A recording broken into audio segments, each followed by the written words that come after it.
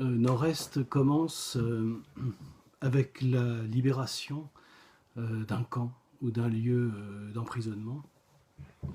C'est un lieu qui n'est pas contextualisé ni dans le temps, donc qui n'est pas attaché à une période historique et estampillée, ni dans l'espace. On n'est pas dans une géographie repérable.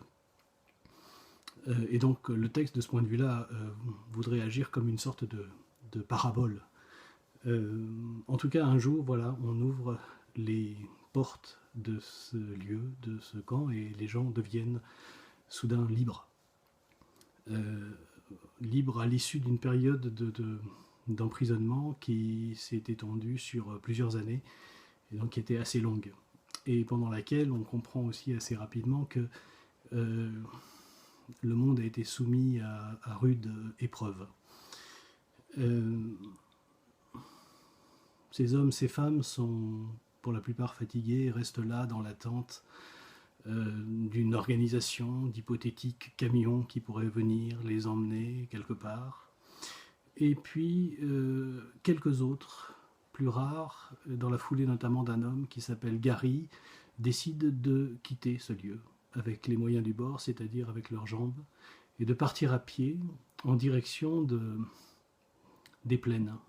Des plaines, un lieu qui est devenu hypothétique, mais dont certains se souviennent que dans le passé, il a été un lieu fécond, il a été un lieu de vie agréable, et il agit ici comme une sorte de lieu d'aimantation, avec l'envie de retrouver ce qui a pu être préservé d'une sorte de paradis passé.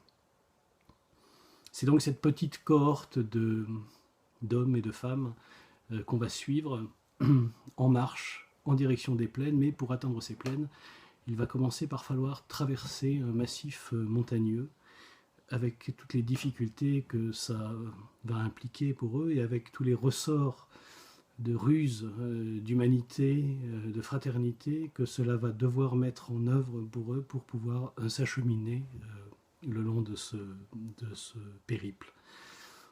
C'est bien sûr un texte qui est en prise très forte avec un paysage que j'aime tout particulièrement et que je pratique, qui est celui de la montagne.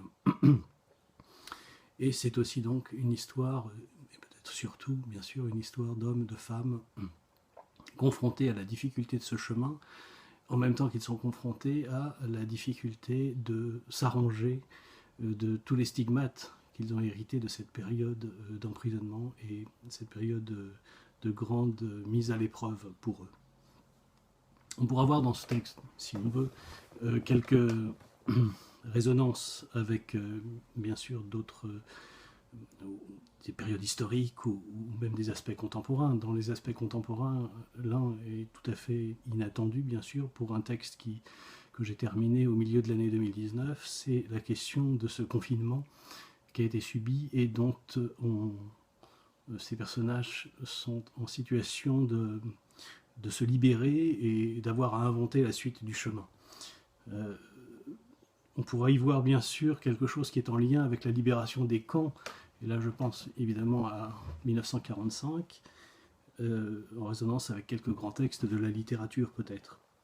Et puis de manière peut-être contemporaine aussi, la question de la migration, du mouvement des hommes et des femmes, la question des frontières, qui d'une certaine manière est traitée dans ce texte.